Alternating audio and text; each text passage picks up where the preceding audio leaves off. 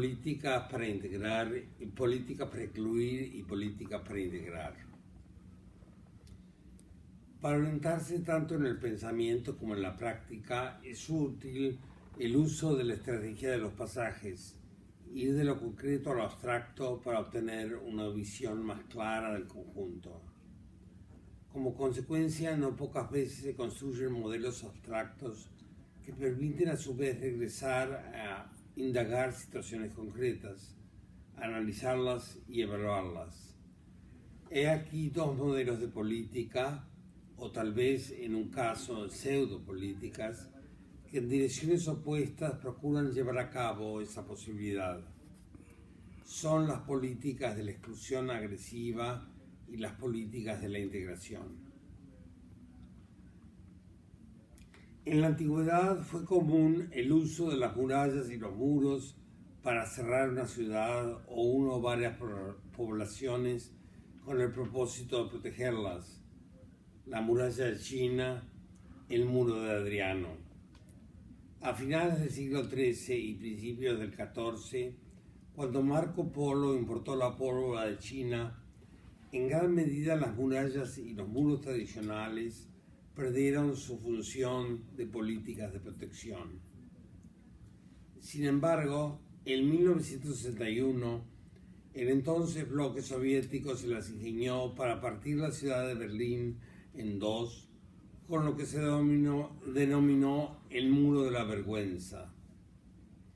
Aparte de su pared, que medía más de 5 metros de altura, existía la llamada Franja de la Muerte, un área de casi 2 metros de ancho, en algunos tramos minada y electrificada, vigilada por soldados y perros.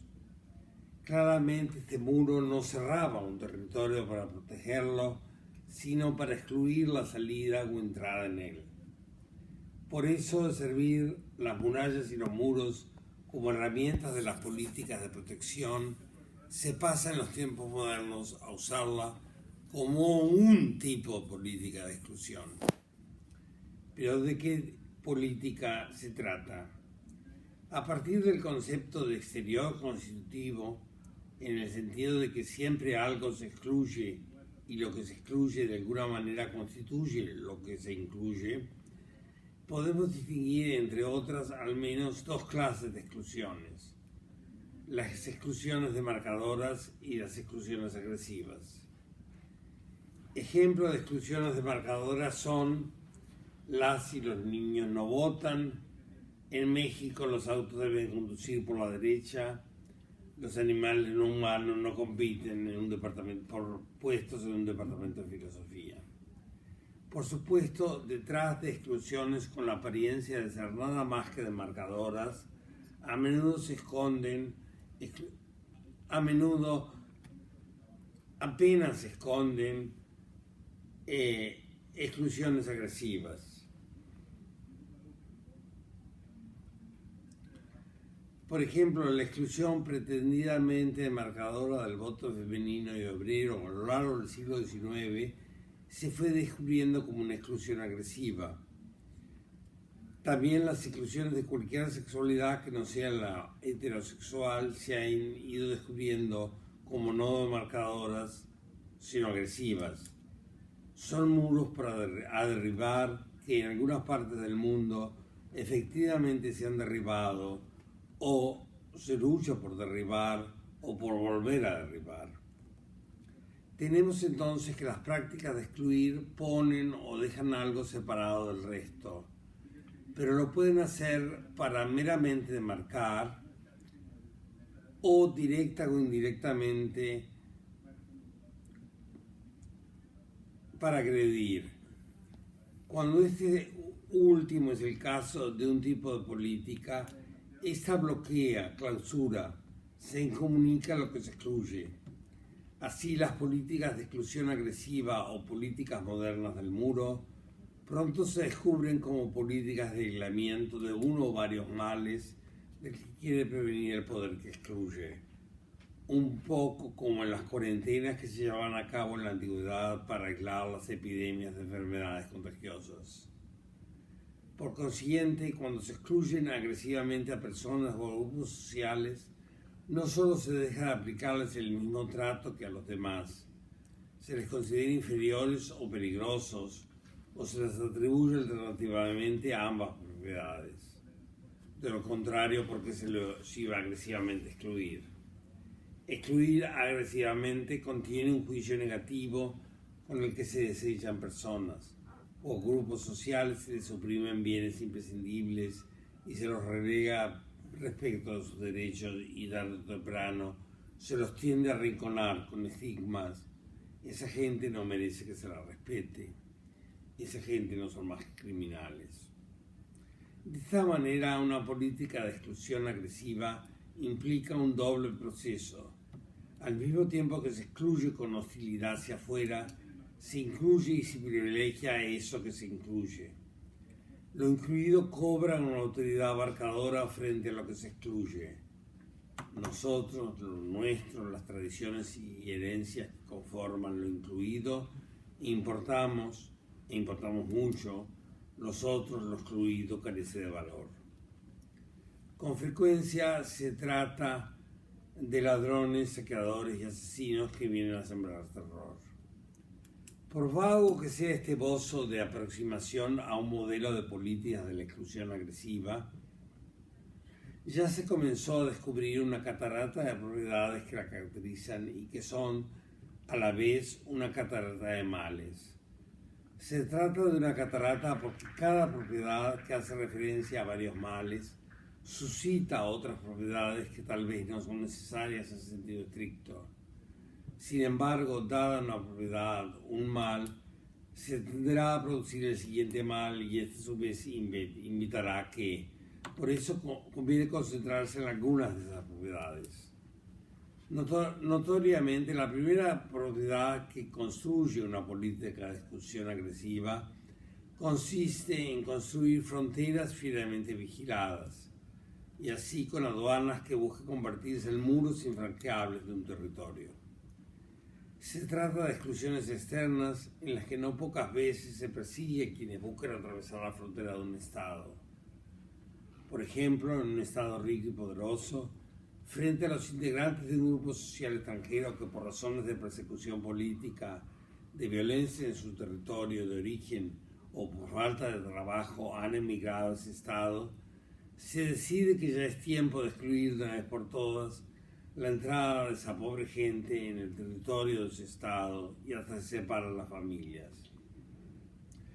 Pronto se tienden a encontrar justificaciones fuertes a este tipo de políticas de exclusión. Por consiguiente, en elaborados discursos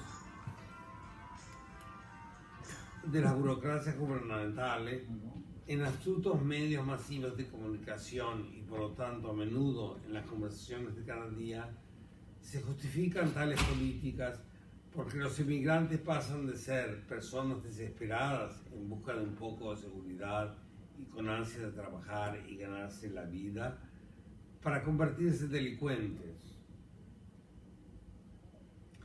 Al amparo de estas justificaciones fantasiosas, es lo menos que se puede decir, las políticas de exclusión agresiva adquieren una segunda propiedad, se vuelven progresivamente persecutorias.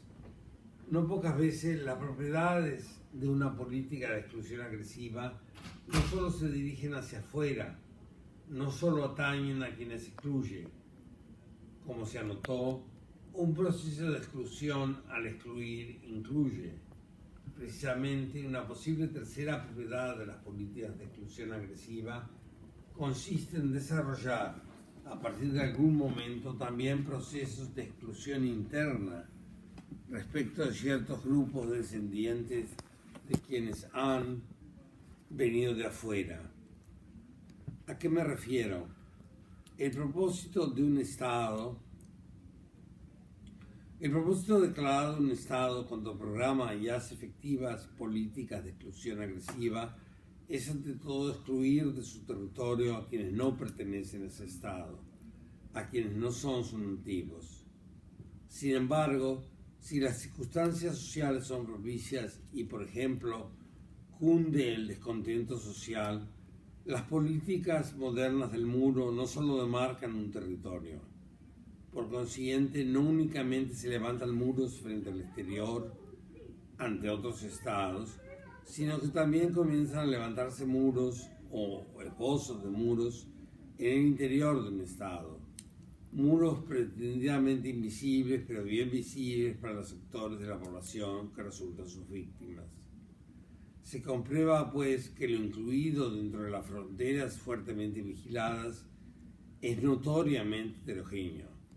Los diversos grupos sociales incluidos carecen del mismo valor. Por ejemplo, algunos descendientes de los habitantes de los países que excluyen las actuales políticas de un Estado desde ya largas generaciones habiten en ese Estado e incluso como ciudadanos hayan prestado grandes servicios, quizá de alguna manera se busque molestarlos hasta intimidarlos. Tal vez esos descendientes de primera o segunda o tercera generación conservan algunas de sus tradiciones y hasta su lengua de origen. Sin embargo, la construcción de muros internos no suele detenerse en hostilidades frente a los descendientes de aquellos grupos de extranjeros que un Estado se ha propuesto excluir. Una posible cuarta propiedad de las políticas de exclusión agresiva consiste en promover exclusiones a todo lo que no es auténticamente propio de estas tierras. De este modo, las persecuciones se vuelven contagiosas. A partir de este momento, no solo se excluye del Estado extranjeros y se molesta a sus descendientes, sino que se comienza a excluir de los buenos empleos de una sociedad, de sus posiciones de poder, a gente que posee un color no blanco o a gente que profesa una religión minoritaria, a gente con deseos sexuales que no profesa la mayoría. Pero también, tarde o temprano, las persecuciones se dirigen contra personas o grupos con creencias críticas respecto a aspectos del Estado y la sociedad en la que habitan. ¿Qué decir de este modelo de políticas de exclusión agresiva y de la catarata de propiedades que hacen referencia a males con las que he tratado de comenzar a caracterizar esta política, aunque no sea más que someramente? En muchas situaciones se aplica empíricamente ese modelo solo de manera parcial, pues en no pocas circunstancias históricas fuertes resistencias sociales impiden pasar de la primera propiedad a la cuarta, de excluir emigrantes a perseguir disidentes. Sin embargo, por desgracia, se conoce en muchas historias con qué facilidad procesos de exclusión agresiva conducen a procesos más abarcadores de despersonalización e incluso de criminalización. Como consecuencia, reitero, si este tipo de políticas no encuentra resistencias, en algún momento puede volverse resbaladizo y conducir por doquier a emitir licencias para perseguir y, si es necesario, torturar y asesinar. Así, no pocas veces, las políticas de exclusión agresiva acaban en necropolíticas. Por supuesto, más aún que la tercera propiedad de las políticas de exclusión agresiva, la exclusión de descendientes, la cuarta propiedad de exclusión agresiva interna suele manifestarse de manera en extremo gradual. De pasivamente excluir por medio del desdén o el abierto desprecio y otras descalificaciones más o menos informales, a veces se procede a activamente perseguir con toda la fuerza del Estado. Sin embargo, como consecuencia de la catarata de males a que me he referido, en tal modelo de política, en las políticas de exclusión agresiva, si las circunstancias sociales son desesperadas y así horriblemente propicias y toda resistencia carece ya de fuerza, se puede pasar de políticas con algún grado de violencia represiva a políticas del terror. Lamentablemente, cuando en una sociedad se llega a este punto, y en la historia no se ha dejado de llegar repetidamente a este punto, se vuelve en extremo difícil tener la catarata de males así como de enfrentarse al despotismo que construyen y fortalecen cada día una economía de la muerte. Bueno, y aquí preguntaría si acaso hay modelos alternativos a políticas de coerción agresiva o políticas del muro, modernas del muro, y la respuesta es que al respecto conviene explorar el modelo o ciertos modelos de una política de integración. Pero esto es para la próxima charla. Okay. Hasta luego. Gracias.